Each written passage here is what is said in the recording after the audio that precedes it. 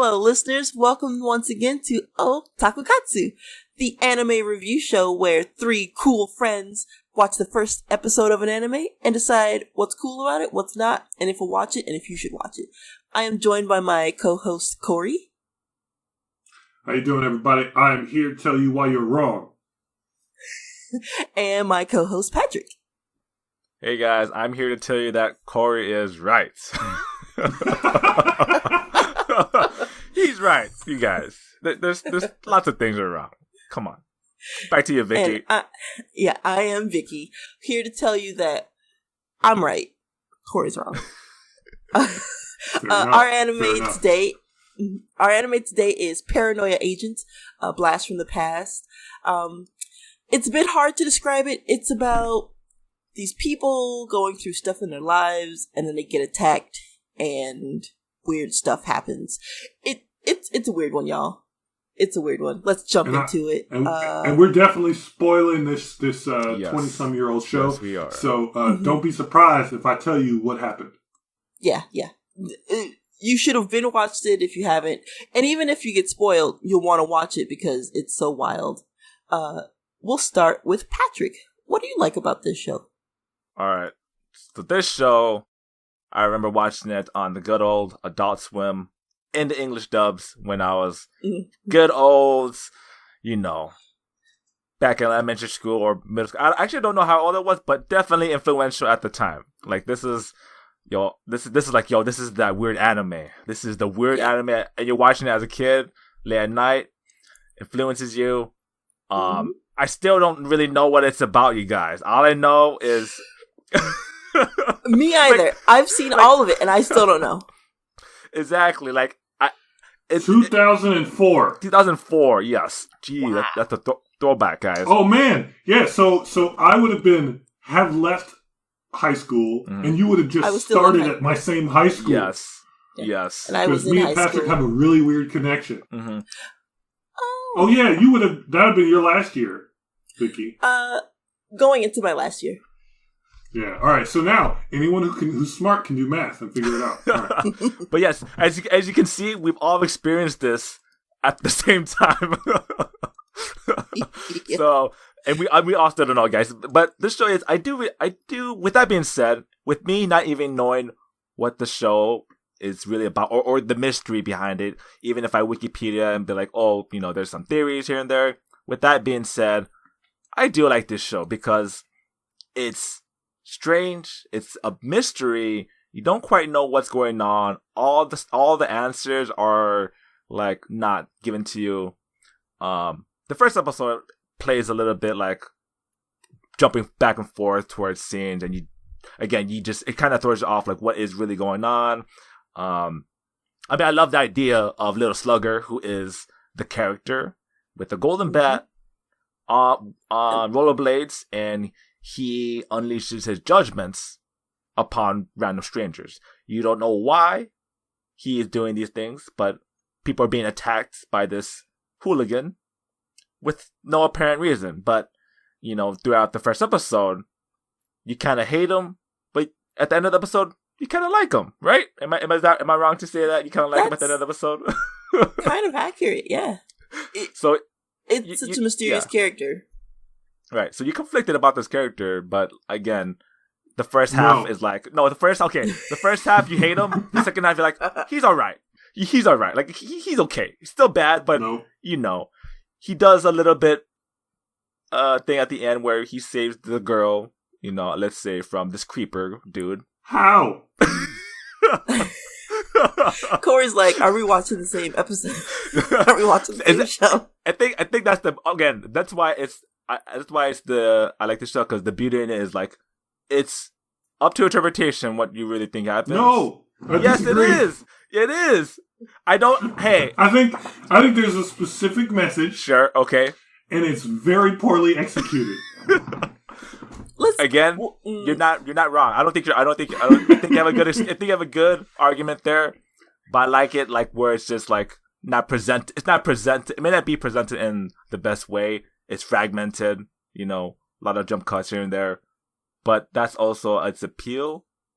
especially with the title being Paranoia Agent, like you just, what does that really mean? Why is the show called this? I don't think it's like referenced in the show. It's just like, here's the title. Not at all. Nope. Right. It is English a creative words. title. Exactly. It is a creative title to represent the ideas of the show, but it is not. It's not explicit, which it doesn't have to be. But because of that, if you don't understand what the show's telling you, which is difficult to do, yes, you don't get it until after the fact. Like, I have never, until just now, been like, what does Paranoia Agent mean in the context of the show? That's what it means. Now I get it. But that's only because I thought about it after, because you said, what does the title... I'm like, yeah, that's probably not the best word for that. Yeah. Because paranoia isn't it's a good word. It's not the best word for what they're going for. Anyway. Maybe Chaos Agent? Ooh, that's good too. I don't know. They could have done it a better word than paranoia, but I can see why they chose paranoia based on like how talk about Little Slugger, who is the kid with the baseball bat and the gold rollerblades, is referred to.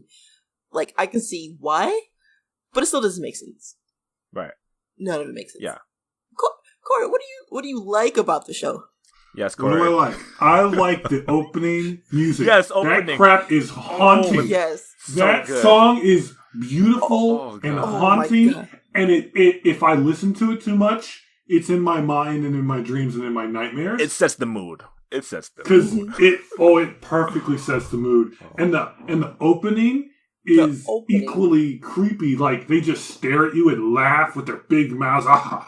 You're like, what? Stop! And they do that effect with like they're coming out of their bodies, but then it's so weird.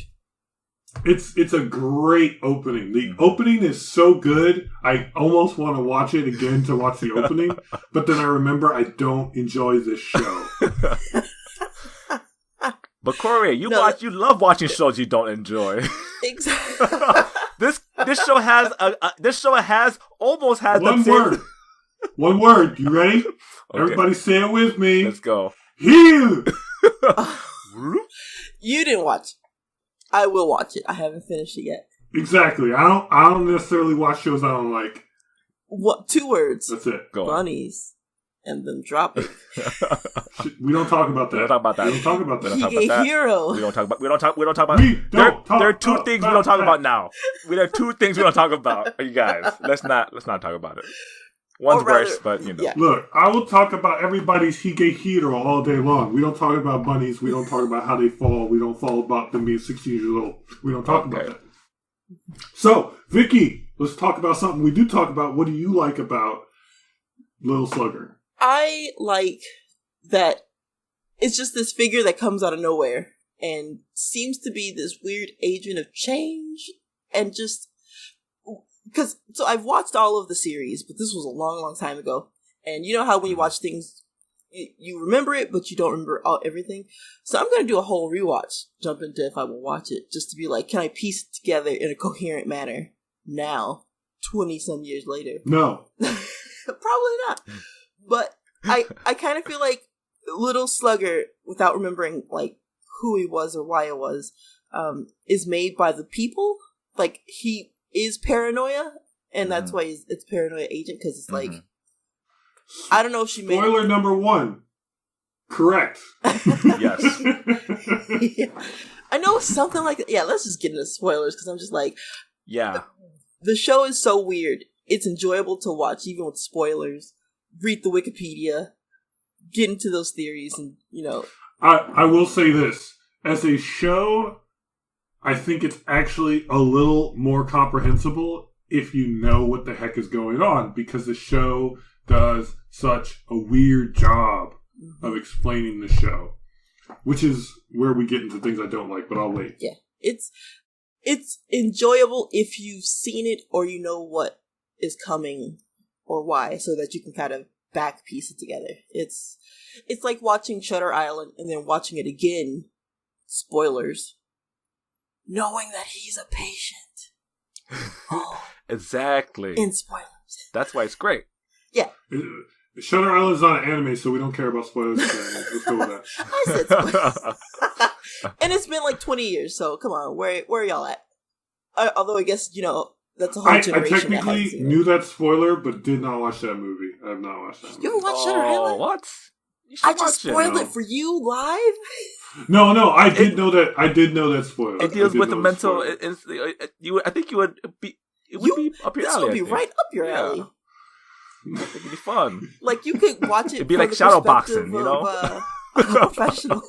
And be like, exactly. Yep, I see why they're doing this, and I agree with this method, because you don't want to just straight up lobotomize people. Okay, I will start agreeing with these sentiments based on my profession once the entire world stops calling psychiatrists or referring to psychiatrists as if they provide therapy and not just doctors who do mental medication.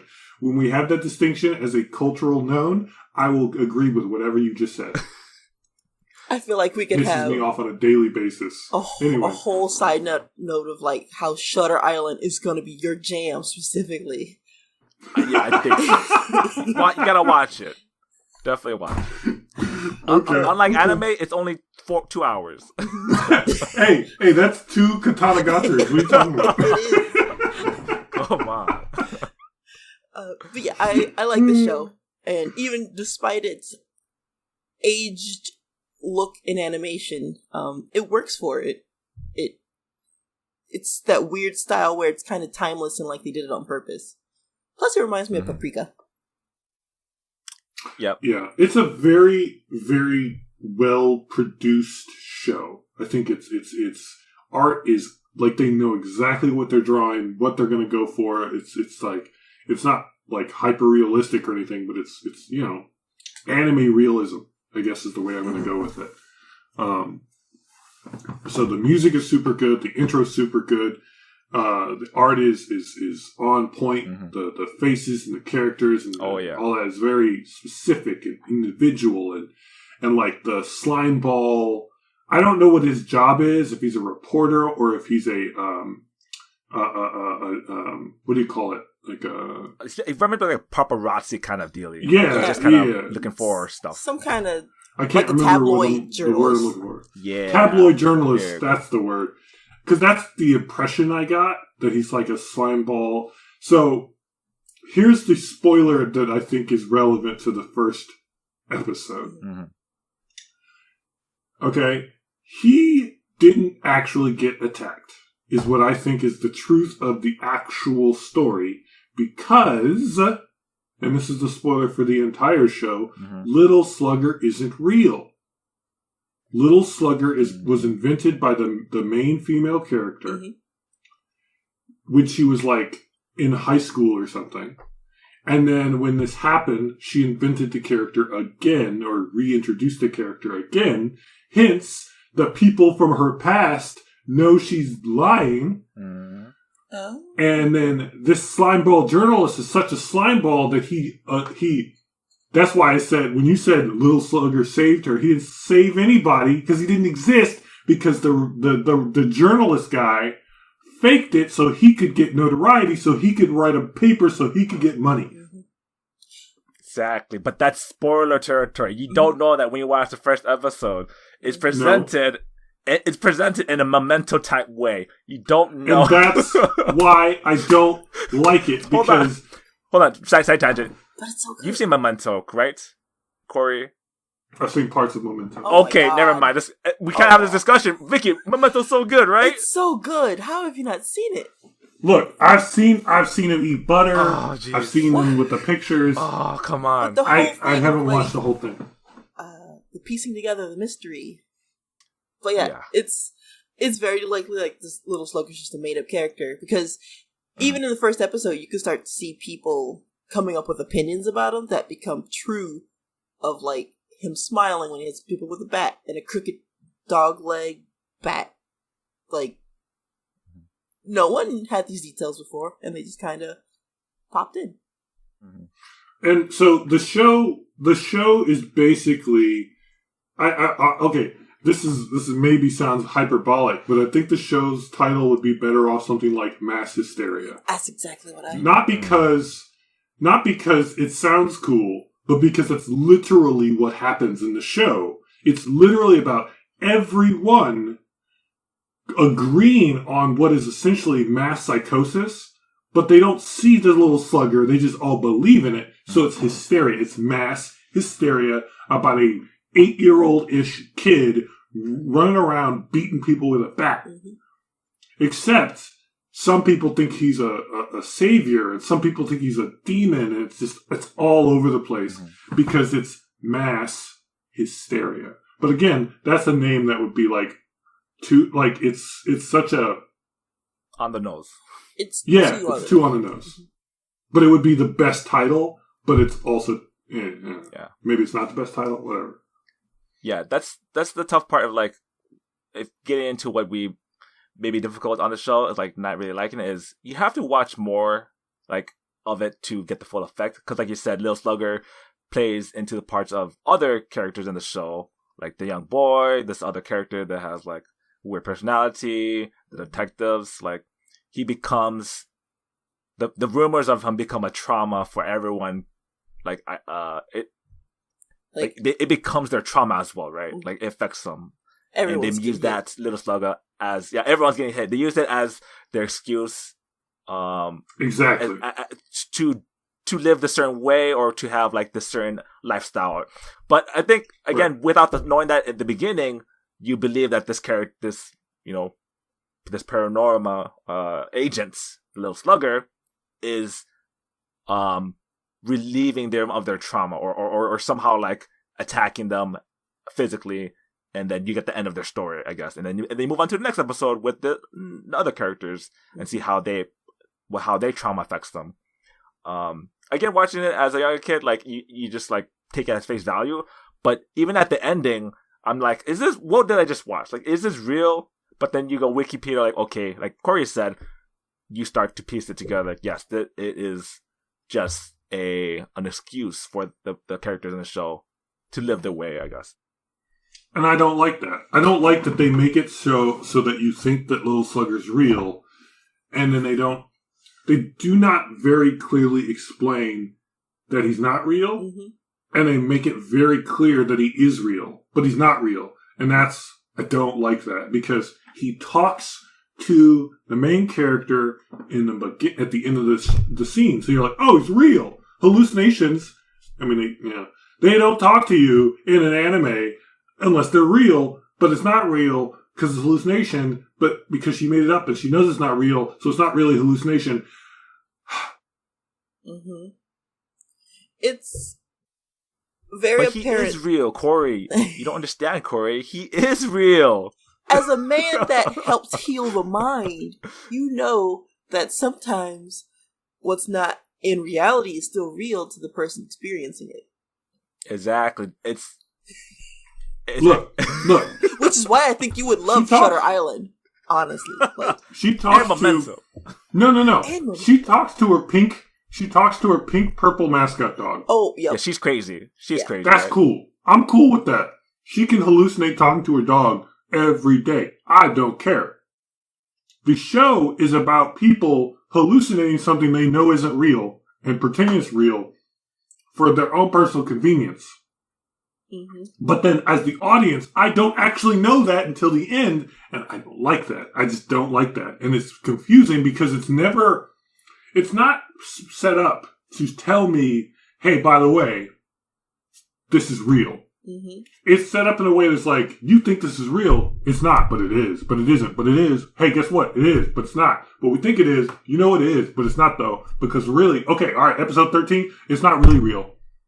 All the other stuff we told you wasn't real, or was it? I don't like that. But Cori, it is real. Lil Slugger is real. I don't know what you're talking about. Real in our hearts. He's real. In our hearts. Hey, Cori, we can't just deny that Lil Slugger doesn't exist, all right? I'm telling you, he is out there. He exists within all of our minds. We just gotta make sure. I want his long-form birth certificate. Hey, he's still 14. He's always 14 or whatever age he is. He doesn't age. He's in elementary school. He's always elementary school, yes. He's always that age. It's just wild that... Because even now, I'm looking through the Wikipedia to, like, remind myself what the hell even happened and how it came to be. And I'm like, that's some wild stuff. Like, yeah, that people would just buy into this paranoia. Yeah. And again, like, as a social phenomenon, does this kind of thing happen? Yes. Is this a good way of depicting that? I don't think so. No, not at all. Yeah, that's tough. Just because it plays a lot with what is real and what's not, and it's so many people, so many different people, that you can't imagine how they could all be connected by this one character without it being real. Right. Yeah, I think that's... Well, so let me give you kind of a completely different thing. So, in anime, so in Japan in general, there's definitely a subculture or even a main part of the culture, you correct me if I'm wrong, where being androgynous is kind of an ideal situation, right? Being able to distinguish if I'm male or female is not important. It's ideal. Like, hey, you can't really tell. It's not important. Don't worry about it.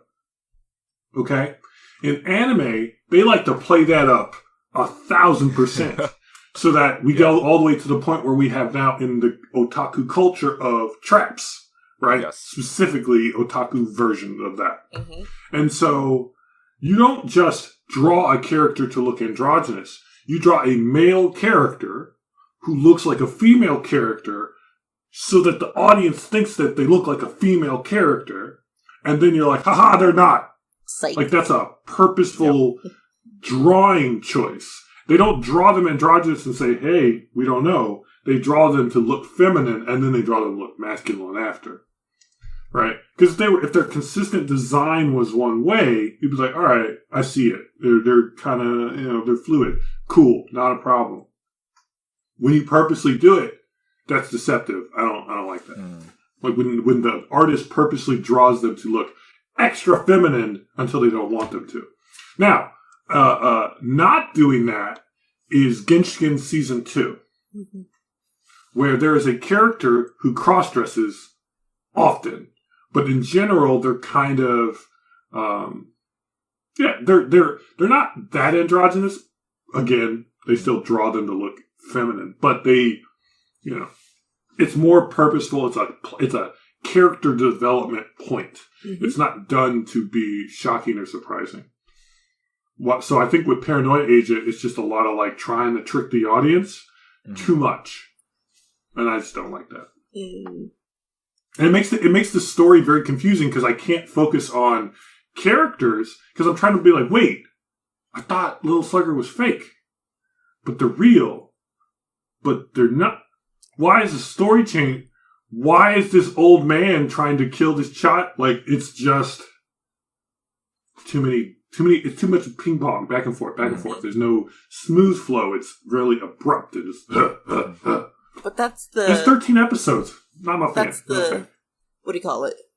The gist of the show is that they're all somewhat crazy in some way, and they all somehow get affected by this thing that is infecting them, basically, from the main woman. Exactly. He is real. It's like a meme culture. It's like it becomes like a viral thing, and everyone's like, you know what? I didn't know about this thing. Let me just use it or something, right? But that's actually a really good comparison. He became a trend. That's good. That was good. In the first episode, like they also talk like the rumors, like all the stuff. Because it's pretty much that idea, but like. I mean, the thing, this being 2009, like, seeing with the anime called Experience Lane, Serial Lane, Serial Experiment Lane. Like a lot of these weird anime, like, with technology, like, they really predicted they really predict a lot of stuff that's happening currently, but, like, I feel like that's kind of like, oh, yeah, they were trying to show, like, the effects of either rumors or, technology and whatnot, and how things spread. And it is like a virus, and... it's just like an easy out. Like, let me just use this as an excuse again. That's another show I just one and done. I got through one episode. Yeah, I love Lane.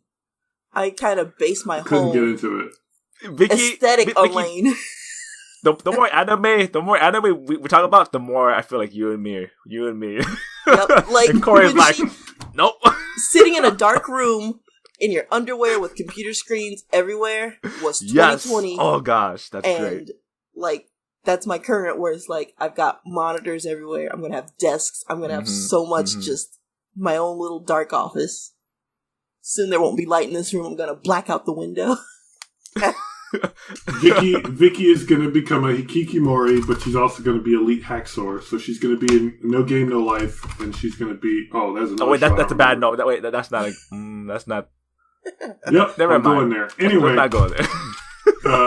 watch No Game, No Life alone. Yes, I need to watch it. It's on my list. Don't watch it with other people around. It's not terrible, but it ain't good not like that. It's not that bad, Corey. It's only a It's 7. not. It's probably a 7. It's not. It is a 7. Oh god. It's a 7 in both ratings. ratings. It's a 7 in both ratings. Let's see. I give it a You know solid what? 7. You know what? I think it's a really good show. It's just the brother sister thing is uncomfortable at best. Yeah. Okay. And there's definitely some ecchi that does not involve them that doesn't make it any better. But that ecchi is purposeful. They Sure. they didn't need it, but it's there. It depends on what purpose you're referring to, but yes. Yep. All right, so I've already dumped on the show. What else we got? I just don't like the slow build-up of it, but that's just the nature of what kind of show it is, to build the mystery. I guess in general, I just don't like mystery, because I want to know what it was faster. Right. That's why they do mystery, so they can make you come back and watch Odd Taxi episode 2. Mm-hmm. Odd Taxi lost me. It's just too... It's like, So the girl is in the dude's house. So what? She's dead. Right. She's dead. She's not dead. I haven't watched episode 2. I keep wanting to get back to Odd Taxi, but I just haven't gotten around to it. And she's definitely dead. And he definitely killed her because he's a murderer, and that's all we need to know. Maybe I'll do that, or we should do that. Watch the second episode of stuff we weren't going to watch, just to see if we are still in our wanting to watch it. We gotta stick to our one episode trend. Come on now. No, I object on the grounds that I didn't watch that episode for a reason. I'm not going to watch a second episode of Scar and the Prey Tear. Nope. I'm not going to watch a second episode of a lot of shows. But you already watched the second episode of Redo of Healer. You watched. That was me bailing out 100%. That was the lesson. The mystery was too hard not to watch. The mystery. That was the lesson. It was like number 1. Number 2. Oh, run. We never gone back. After Redo Healer number 2, we never have gone and done watched episode 2 of anything else. I watched the Pony Show. At least 2 episodes of Pony. Not my little the other one. Uma Musume, yeah. I have not regretted never returning to that show, so I'm good. Yeah. You know, I still haven't watched episode 2 of Skate the Infinity. I forgot about Skate Infinity. Oh my goodness, the boys. I've been 4 episodes deep into Boonies for like 6 months. There's no way I'm watching episode 2 of anything I don't like. Oh my goodness. But you did. Except for Higurashi. Yeah. You watched those. Look, Higurashi, that's my hero.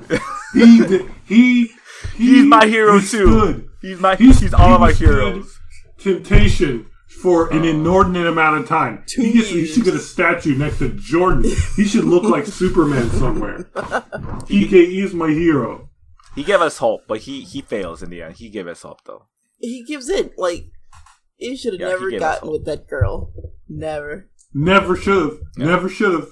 He set himself up to fail, and he succeeded in not.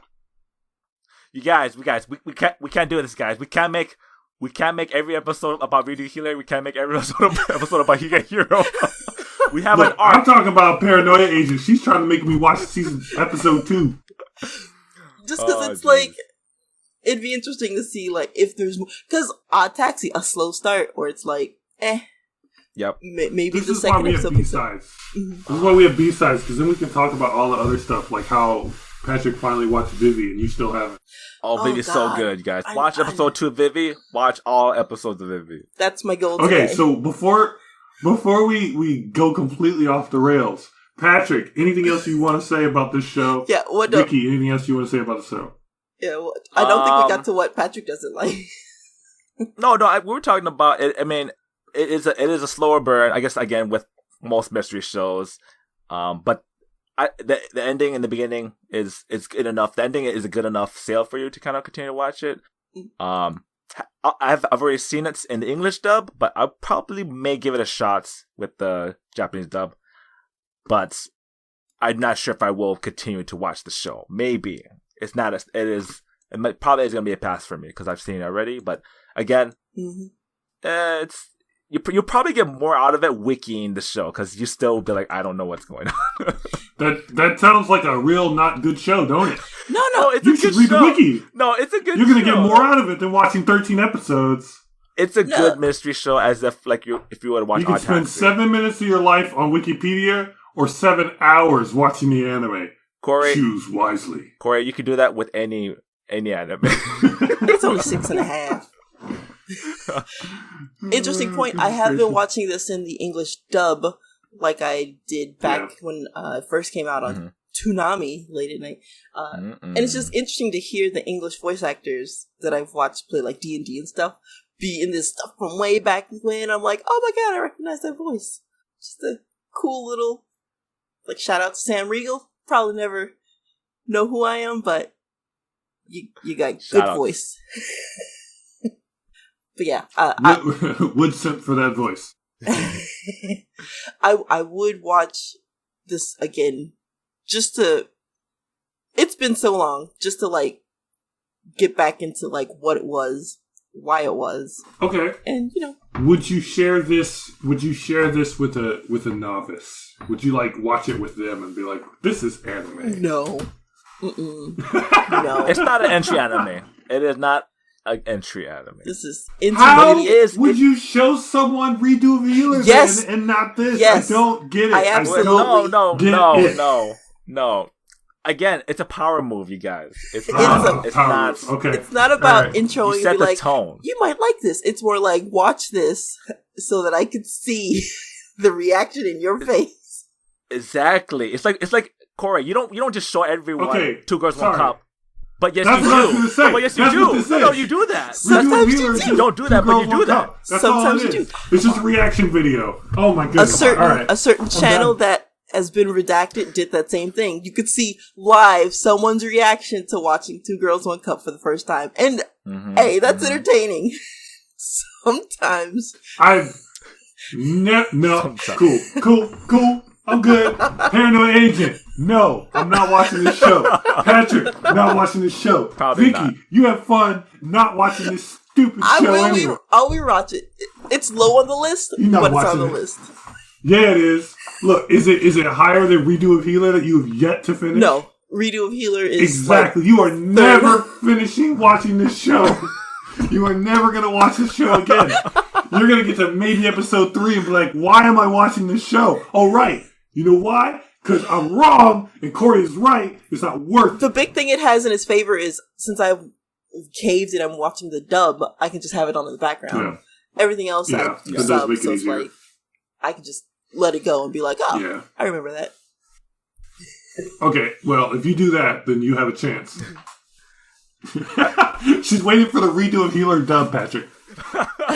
No. I need. Never mind. I'm not gonna say that.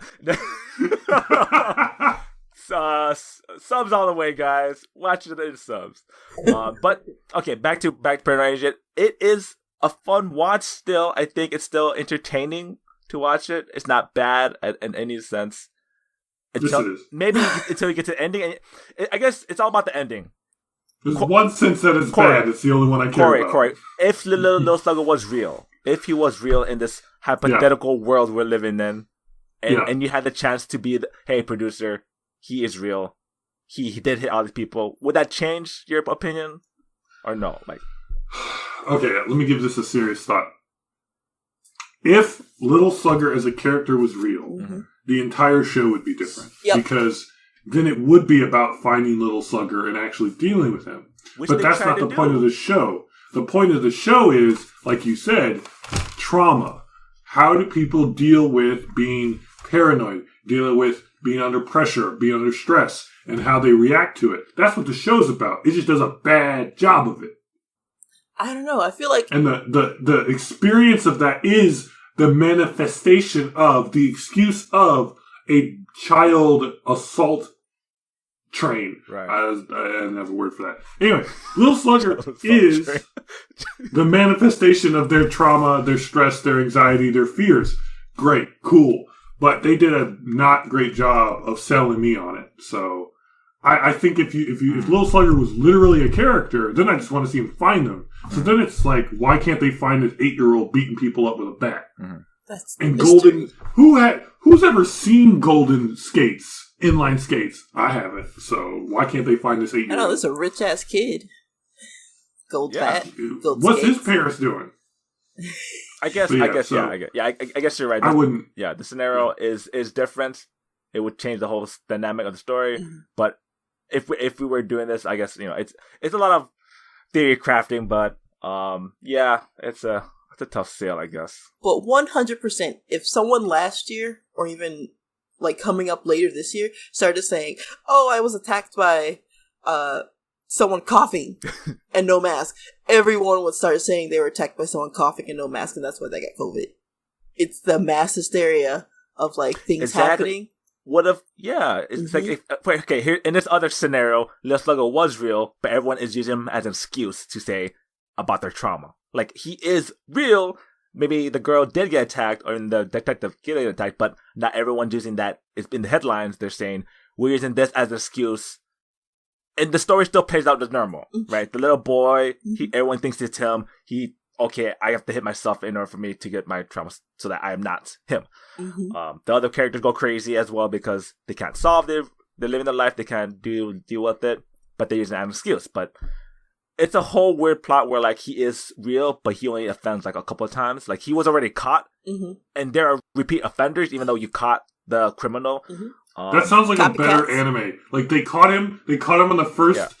They caught him on the first episode. They caught him, but then like everyone else is like, yeah, that sounds way more fun. Mm-hmm. It sounds like a CSI Little Slugger. Yep, there it is. I'm down. I'm all down for this now. I'm writing that down. Hold on, let me take some notes. But that's kind of basically what happened. Is there was an attack, and then other people were like, maybe they got copycat. Well, there was someone that was copycat attacked, where it wasn't Little Slugger. But that's why I don't think it was well conveyed, and that's. And it was, it just. It's just wild that it just all stemmed from one woman that didn't want to draw another dog. Yeah. That died. It's powerful, guys. It's a metaphor. But man, powerful manifestations. But back to why you should watch Shutter Island.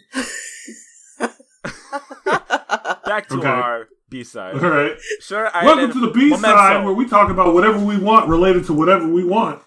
Pretty much. Shutter Island. Memento. Memento. Shutter Island. So have you seen Inception? Tell me you have. Yeah. Okay. I've seen Inception. Okay. I've seen the newer one. Tenet. Tenet. Oh my goodness. I have not seen Tenet yet. Don't get me started on Tenet. Oh. That show is I own Tenet. I will help you watch that movie now. Jeez. Really? Okay. No, it's fun. It's not better than Inception, but I enjoyed it. I know it got some mixed reviews, but I thought it was good. Talking about a show with some bad plot lines and story, I feel the exact same way about you, Cori, with Paranormal Agent as you feel with Tenet. I do not like Tenet. It's a decent watch, but it is so.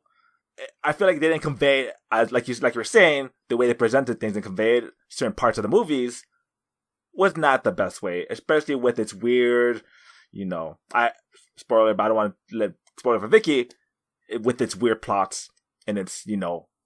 I enjoyed it. I won't say it's the best movie in the world, but I enjoyed it. I would watch it again. It's a Nolan flick so I know that I like his writing. I like his style. I want to watch it. I just haven't got around to it. Look, knowing Vicky's scale, she'd give this a 10 out of 10 easily. Probably. I love those weird, cerebral kind of movies. You You just like movies in general. You just like stuff. You're very positive on most things. Like, I'm trying to think of something that you absolutely hate, and it's it's got to be like the girliest, sugary, sweet show in the world. Ironic, because how much you like sugar. But anyway, unless it's Higurashi or that type of material. Cori, you're allowed not to like Higurashi. That show is a freaking mess. Anyway, the show is good. The plot line is insane. We'll see, but kind of like what's that show? Oh, I'm blanking. It was in my head, now it just fell out. I'm being made to watch Fast and Furious, the series, before we can just watch the newest one. From 5 on, thankfully. It's not my cup of tea. Oh, not really. It's just, it's so out there, where it's like, this is not... I've only watched Tokyo Drift, and I like the music. The music's pretty alright. It just... Yeah. There's like 2 or 3 songs, I'm like, I like this song. Mm-hmm. Basically... It's got that, like, highly accented, I guess, Japanese English language song, but freaking love it. It's basically initial D, you guys. Like, people love initial D for the cars, but some people just love it for that music. Mm-hmm. Fast and Furious movies... It was supposed to be, I guess, it felt like it was going to be like a street racing, and then it just became full-on action, right? Like later on. It's just so wild. I have to think of it literally as like if GTA were a movie, and like you could just do whatever, mainly with cars, and everyone knows how to fight, apparently. Everyone knows how to do everything, apparently. And so that's why redo of Healer. Wait a minute, you can't just say that's why you do Healer. Yeah, you can't just slide in redo a Healer. Like, what do you mean? No, so it's like if I have to watch the Fast and Furious series, I'm gonna make someone watch all of redo a Healer. Okay, got it. That's a bit harsh, but on the flip side, I get it. Because that's 11 movies? Yeah. Oh my goodness. I mean, no, 9. Well, that's 10? like 9? No, it is 11. Yeah, it is 11. Because Hobbs and Shaw, which I watched. That's like when I try to get somebody to watch all of the Marvel movies and they hadn't seen them yet. Oh boy. But the difference is the Marvel movies, on average, are really good. Exactly. While Fast and Furious movies are just like, hey, you want to see somebody fight somebody, punch somebody, do some weird stuff with a car and blow some stuff up? Mm-hmm. If you don't want to see that, we're doing it anyway. Like, that's a huge difference. That's exactly what it is. It's like if all of the Fast and Furious movies were as good as Iron Man, I'd probably be like, I'm down. But most of them are like Captain America 1 or Thor 2. Yep. Yeah. I feel the Thor 2. And that's not to say anything about Captain America 1, but Thor 2 is pretty weak. So yeah, that's the one with the. Is that the one with the Dark Elves? Dark War, yeah. Yeah. Mm-hmm. Oh, yeah, you're right. Yep. I totally forgot. I was like, what are you talking about? The worst one. It's the worst Thor movie. Yep. By a good margin. And again, it's not terrible. It's just like, It's like, okay, this is my hot take. Not hot take. It's my take. The X-Men movies. Oh boy. All of them are average or worse. Yep. That is the level of Thor 2. It's average or worse. And that doesn't make me want to go to the movies. To that point. Which is why I have not seen all of the X-Men movies. The first generation of X-Men movies, the ones with like, before they started... Average or worse. Before they started being kids and it was like starting over. Well, you had Patrick Stewart and Ian McKellen. Those were decent. Oh, yeah. Still average. Still average. They were average, but it's the worst when they go back and they're like first class, and it's like, this is how it started. Yeah. And I don't remember them very well because I watched them all very haphazardly. Mm-hmm. The first one where they have the new Professor X, I think, was fine. It was average. His origin story, where he's the Apocalypse one was less so. And then the Phoenix Saga, I hear, was absolutely terrible. But again, I have not enjoyed the X-Men movies very much. No. Logan is probably the best honestly, that came out of the X-Men. Logan is the best. Yeah. franchise. It's not really. I wouldn't consider it is an X-Men. He is an X-Men, but it really is just a Wolverine story. It's a Wolverine movie. As if the Joker is a Batman movie, but it's the Joker movie. It's like That's it's totally exactly, separate. Yep. The only totally difference separate. between the Joker movie and Logan is Logan has like one other mutant. Well, two other mutants. Right. In it. No, Logan was Yeah. great, just like Joker. It's just about him. Like the weird part of like those type of movies, like it's not about a team; it's about one character, right? Mm-hmm. And that it's about this. It's like a hero story, right? But with the X-Men or like a team movie, it try to spread apart. Like it's a more of it's a superhero movie versus like a character story, right? Mm-hmm. And I think that's why yeah. Marvel movies on average are better than most superheroes that have ever been made. Mm-hmm. Because they decided at some point, let's make a movie about a character who happens to be a superhero. And they crushed it. Mm-hmm. And now I know that as of, now 2021, that it's kind of getting a little old in how they always have the same kinds of jokes and they undercut the same kind of thing a lot of the time. Mm-hmm. But I think they're aware of it. Whether or not they do anything about it, we'll see when they make another movie. But, the TV shows have been pretty good.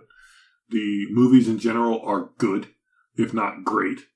And because they take their time character by character, except for Hawkeye and the Hulk and Black Widow, so on and so forth, to actually explain characters and give them a whole, movie or three to, be themselves.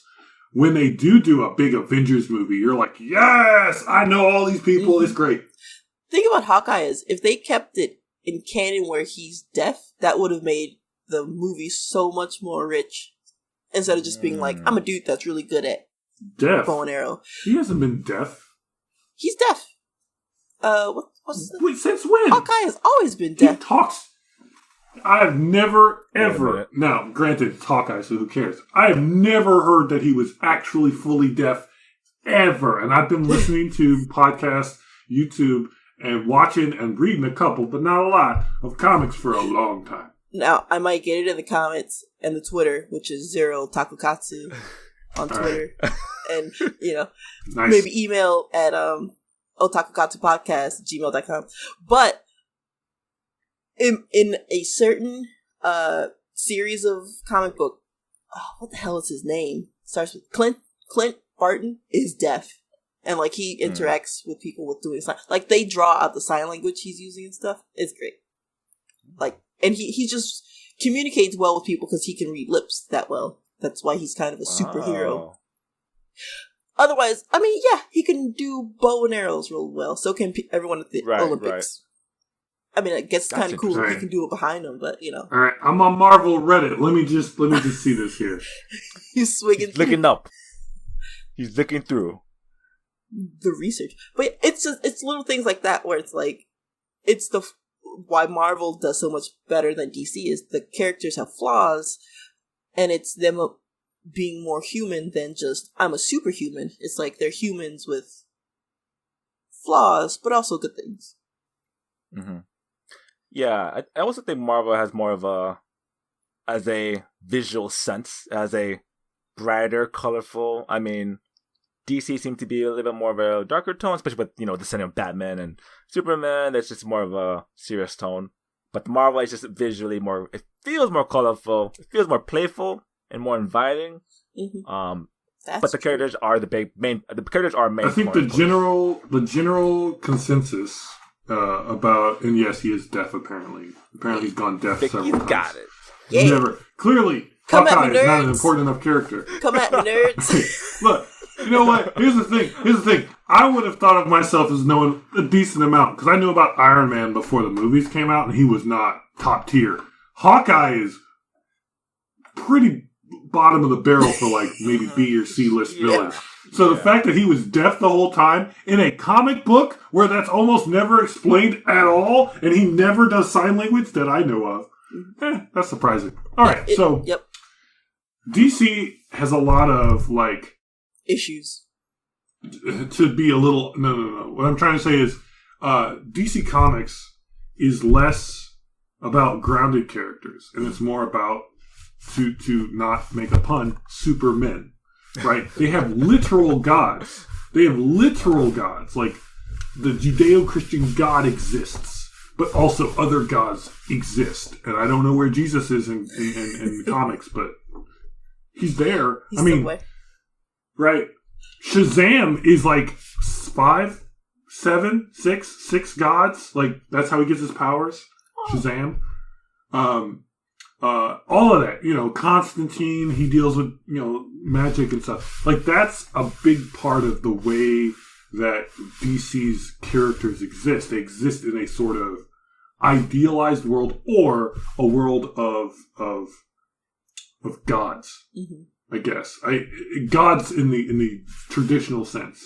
While Marvel is like, we got flawed human beings doing stuff, but some of them happen to be gods. Yeah, that's with a little g. Yeah, right? You got big G gods, DC, little G gods, and Marvel, and like they're flawed. Like Olympian gods would fit better. Not that they're like not there, but they would fit better in Marvel because Olympian gods in mythology are flawed, while in DC, like, it's Superman levels of perfection. It's Boy Scout, I am perfect, I do everything right levels of perfection. And yes, there have been times where Batman got crazy, or Superwoman got crazy, or what if, you know, Superman was a Nazi. But for the most part, right, you get your random stories where Green Arrow is a drunk, right?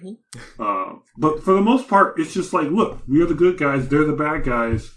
It's very cut and dry, black and white. And I mean very white. Nuance is Marvel's thing.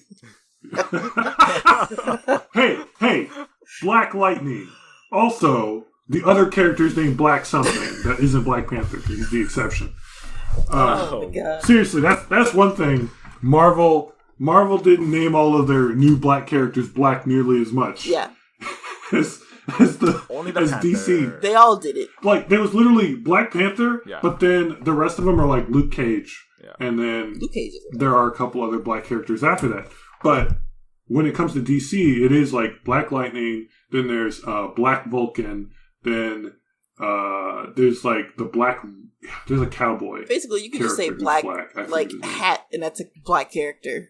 It's like black. Yeah. And it's like, the new black superhero is called Black something. How do you know? Because his name is Black something. Yeah. Also, wait till we get a black woman character. Then she'll be called Black Woman character. No, but I think the only one I can think of that's a black female superhero. And I think her name is... I don't remember. It's one of those cat-based characters. Black Lady. No. Huntress? Oh. No, it's not Huntress. It's not Huntress. That would be a cool-ass character, though. Black Huntress? Even though you could just take the black off. You don't have to say black. No, but I think her name is Huntress, but I can't remember if that's who I'm thinking of. I'm not trying to defend Marvel's Black Panther, but Black Panther is just like that. It references the organization, so like it's not necessarily. Well, okay, so at the time, right? I've looked this up 2 or 3 times, and I can never remember what the actual truth is. But I believe Black Panther is irrespective of the organization at the time. Oh. But what gives Black Panther a little credence is that it's an animal, and it's called a Black Panther. And that's it. It's not, hey, it's an African, so of course the superhero name has to be African Panther. No, it's like, it's called Black Panther. It's quite on the nose right there, though. It's quite on the nose. Also, by the way, Black Panther, coolest black cat of all the animal kingdom. Or big cat, whatever. Yeah. I like Black Panthers. I've always thought they were the coolest looking. It's specifically Black Panther because panthers are jaguars and leopards? Yes, exactly. Right. Vixen, that's the character I was thinking about. Vixen is of course her name's female Vixen. Superhero. Of course it's Vixen. Oh boy. Look. Is your name Black I'm trying Vixen? not to go that direction. I mean, that would be worse. You're telling me that you put. Okay. Wait. You're telling me that's what you do for the names. You put Look, black. Vixen is a good example. You want to hear the bad example? Okay. You ready for this one, Vicky? This is the Wonder Woman This is the Wonder Woman who's black. Her name? Nubia. That's on the nose, you guys. I could just see the back of my head from how hard I rolled my eyes. That's what they do. Look. Just remember, the Native American characters aren't any better. All right. Oh, let's not even get into those. Look, Patrick, let's talk about from saying these words. let's talk about Shang-Chi. Let's talk about the Mandarin. Hey guys. Wait, let's talk about Fu Manchu. Back in the 70s and 80s, you just wanted to get a reference, and you just had to pick a reference, like a dragon, all these. It's how you gotta do it back in the day. We didn't know. They didn't know it was gonna be that popular, guys. We knew. We didn't care. That's the difference. Yep. Back in the day, we knew. We didn't care. Right, you're right. And the people who did care couldn't do anything about it. Mm-hmm. The rest of them were like, "Look, what's a Chinese sounding villain name? Fu Manchu. Let's go." That's the thing is, it feels like DC doesn't care. They're like, stereotypes, let's go with it. Whereas Marvel is like, it feels more like they care, even though they have Iron Fist, which is still, like, really? Yeah, that wasn't a whole lot better. They just whitewashed Shang-Chi, essentially. Let's have a rich Caucasian American get transported to a magical land of martial arts and then come back and be the most powerful puncher in the entire universe. Yeah, because he's super good at magic punching. It's not like in this land of martial arts they'd have someone of Asian descent already be the best puncher. But look, they made it up by giving Shang-Chi the ability to be the best martial artist. I don't understand how Iron Fist is so good, but Shang-Chi is the best martial artist because I don't. It's wild. There's an argument to be made there, and I don't care enough to go through it, but I know that it exists. Yeah. Anyway, so I'll say this about naming things. Just in the history of humanity, we're not very good at it. No. Eventually, we come up with like really cool creative names, and then once we run out of those, we just start spelling stuff wrong. But before that, when we first make stuff, we just call stuff the iPhone and the iPod and the automobile because that's what it does. Mm-hmm. We're just not clever namers. We name stuff clever after we've already named it something not clever. Yep. And that's what makes it clever, I guess. That's how a lot of species are named. It's just like the brownfoot bear. Yeah. I don't know if there's a or my personal favorite name to just say out loud, the blue tufted blue-footed bobbies, boobies. Yeah. At this point, you know what I'm going for. At this point, you could just put any color, any visual attribute in an animal part. Yep. Redheaded dove. There you go. Look. Just remember the Power Rangers. The Black Ranger was black. The Yellow Ranger was Asian. Wait. Yep. Was the Black Ranger wasn't black? The Black Ranger... Yeah. Because I'm pretty sure the Black Ranger wasn't even part of the Power Rangers. He was like, not an enemy so much, but he was more like a frenemy. And then he became the White Ranger. What are you talking and that was about? Tommy. Wait, are you talking about the Green Ranger? I thought that was the Green Ranger, you crazy person. Green Ranger. Wasn't Green always What there? is wrong? And also, the Black Ranger was the blue one. No, he was the White Ranger. No, he became the Green. The original green to red, Saban. Yeah. Go ahead. The one we grew. Patrick. Right? No. I was like, pink. Was a girl. Was a girl. Yellow was an Asian girl. Black. Yep. White was blue was the nerdy one. Blue was the black nerdy one. Red was the. No, you're thinking about the wrong season. The original season of Power Rangers. Yes. The one that the movie was based off of on. Mighty Morphin Power Rangers. Ivan Ooze. Saban. Look. I spent a good amount of my 10 to 15-year-old years knowing way too much about Power Rangers. Power Rangers. Yo, Pink Ranger, best Ranger. Anyways. I saw her on an episode of Melrose Place as like a 14-year-old, and I'm like, oh my god, he's putting her hand in her shirt. I was scandalized. Pink Ranger, come on. But Is this where we find Vicky doesn't know what the Power Vicky Rangers clearly are? like skipped like the first two seasons of Power Rangers. It was and like got on like super last minute. The Mighty I was in a different version of it, but also the Black Ranger was still not a black guy. It was Johnny Young Bosch. Again, that was the replacement. What? You are looking at the wrong season. The first season. The first season, they went full racial stereotype with the colors of the suits. Mm-hmm. Despite the fact that as children, I didn't realize that none of the men in those suits were women. Because of them. Because it was from Japan. They just took they edited and they just like cut and paste, and all of the dudes were dudes. And so when it was not like them taking their helmets off to actually be Power Rangers, the Pink and the Yellow Ranger were dudes. So that's kabuki for you right there, right? Oh yeah, that's commitment. Wait a minute, Vicky is having a... What the fuck? What? My whole life is crumbling before me. Look, here's what's crazy.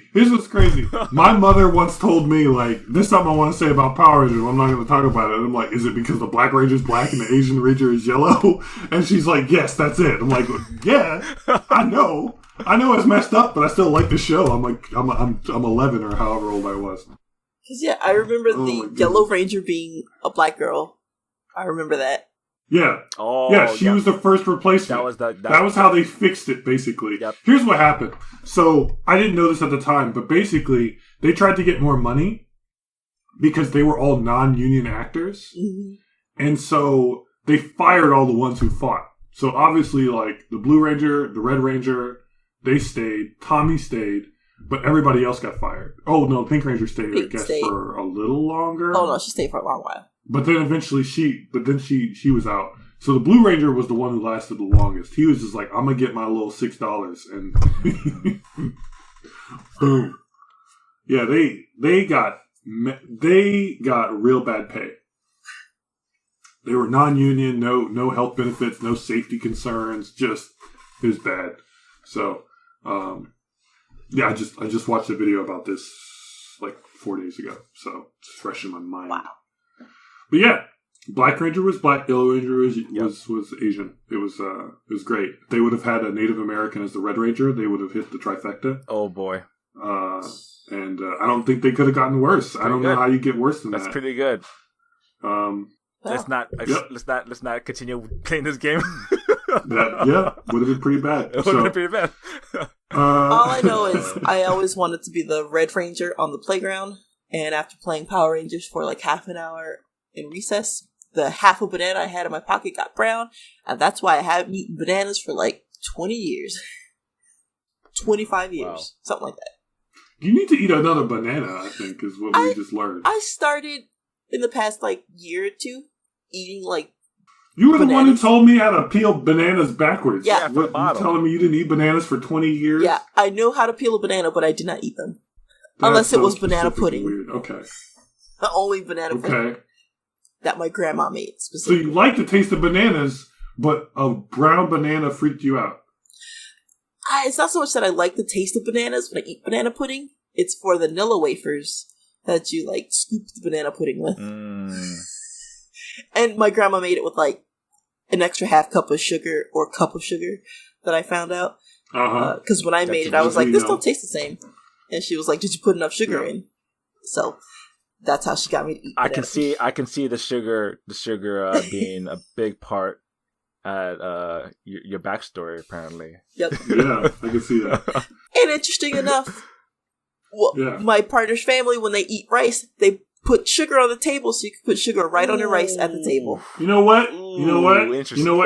As a person who lived in his own apartment for way too long, broke off his butt, sugar on rice, that'll get you through the day. Sugar rice is amazing. I love it. You're not wrong, because we have a dish that's like rice, rice porridge, and you can sweeten it up, and that is really good, actually. Yeah, you're not, okay. I had to check myself, like, okay, that's good. That's fine. That is on brand. That's fine. We do that to you guys. We do that too. You didn't invent it. We also do. I remember Okay, all right. We are so off tangent. We're gonna have to end this episode soon. But I remember. Let's tell some more stories if you want to, though. I remember I was working Cirque du Soleil for that one summer before I started back at college, and I met a guy. He was, I'm gonna call it Ecuadorian. I don't really remember, but he was like from California or something. Anyway, I met a guy, Hispanic guy, and he was telling me about some kind of meat, like it was like red and it's like in cubes, and he was like, "Yeah, it's this, but don't let it scare you. It's just like that." I'm like, "Yeah, I don't care. It's fine. It's food, right?" Mm-hmm. And it was basically chitlins, but it's like their version, right? But that's the thing. Chitlins are already by themselves kind of gross. Can't do it. I don't recall ever eating chitlins myself, but I know of all of the rest of that part. I know I have growing up. So when it comes right down to it, everybody's eating some version of something weird. Just relax. It's fine. Hate chitlins. They're not dead, so you're probably going to be fine. Hoghead's cheese, not so bad. I've seen that in the store. I have not partaken. Don't look up what it is, or you'll never eat it. I know what it is. I know what it is. Don't matter. Ooh. There are things I will not eat. If they look like bugs, no thank you. If they are bugs, no thank you. Everything else, I will probably try once, and then who knows? You're not wrong. You're not wrong about that. That's a natural response. Like, I couldn't. What is it? Thailand, where they fry crickets or something? Yep. Yeah, I would want to be able to do it. I am not going to do it. Like, we have and I told you about this wonderful grocery store we have, 2 of them actually, and they have stuff like that. They have popsicle, or scorpions in a candy cane and stuff. And I'm just like, nope, that popsicle is not. Never getting eaten. Can't do it. Not by me. Well, this has been a awesome episode talking about Paranoia Agent and don't watch it. It's not that good. And how trauma can affect the mind and the minds of everyone around you in some mass hysteria type thing. And then we talked about why Cori should watch Shutter Island and Memento, and then some other stuff about Marvel versus DC. A lot of stuff. A jam-packed episode. With the general consensus that we've all watched Paranoia Agent, but probably will not rewatch it, except for me, at some point.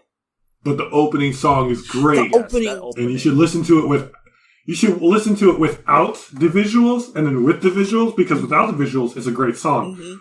With the visuals, it's creepy and haunting as all heck. So creepy. Good. Just watch the opening if you're not going to watch the whole episode, y'all. Like, the opening alone. Watch the opening. Yep. Watch it. Well, this has been Taku Katsu with my co-host, Patrick. You guys, Little Slugger is real. And Cori. If you're not taking your medication at the prescribed time, please do so. If it's every 4 hours, every 8 hours, 8 hours, please do not double up. Because if you are having paranoia agent fantasies, you need to see the doctor. And I ran out of pills, Cori. I'm sorry. Yeah. And I'm Vicky, where it's like, you know what? Seeing a dog thing move would be kind of cool. It's like having a buddy that is always there. But that's called schizophrenia, and it should probably be medicated if it's causing issues.